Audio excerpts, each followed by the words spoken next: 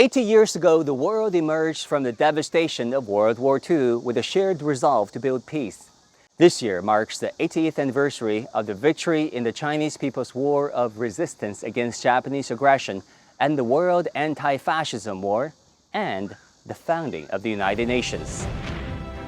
As one of the key forces in shaping the post-war international order, China, along with other peace-loving nations of the world, has remained steadfast defenders of fairness and justice under the UN framework, working to ensure its values reach more of the world.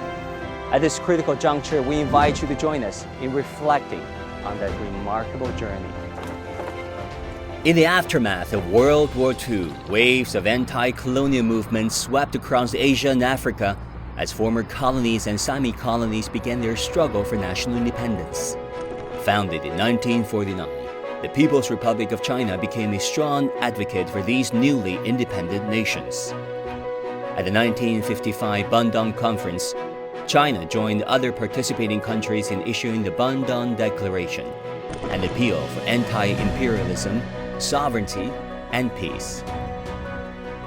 Number one, that they had to stand together if they were able to build a world of peace and development.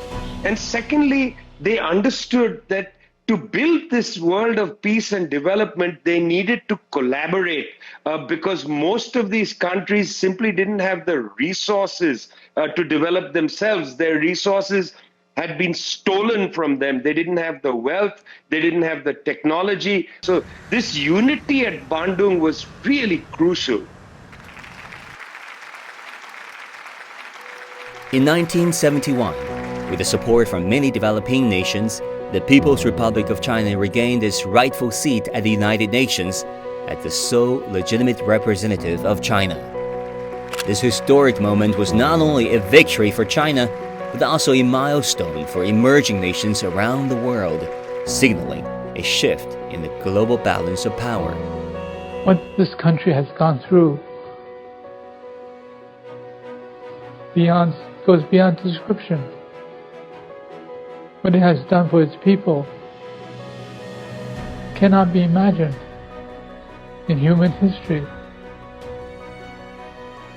And that day was the beginning of the world getting to know China that we know. China's reform and opening up, launched in 1978, ushered in a new era of development and integration with the global economy. By rejoining international institutions like the World Bank and the International Monetary Fund in 1980, and later joining the World Trade Organization in 2001, China became a key driver to global economic growth and a strong advocate for multilateralism and free trade. China is probably one of the poster children for the success of the multilateral trading system. It's now the largest exporter in the world, is the second largest importer. So on all counts, China has done extremely well. And China is a very active member of the international community, very active member of our organization, of the International Monetary Fund. Amid a new wave of global development through platforms and mechanisms based on equality and mutual benefit, the global community is achieving new progress in this endeavor.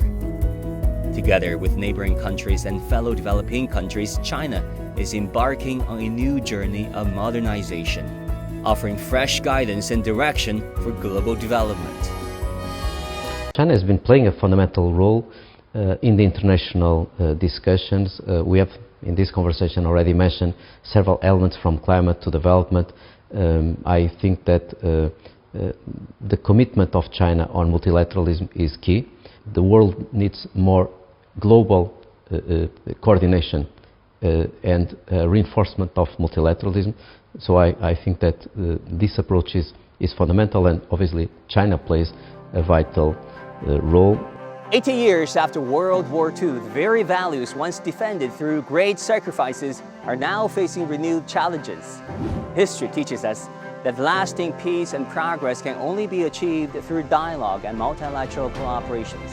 China says it will continue to stand on the right side of history and advocating for peace, development, and shared prosperity for all.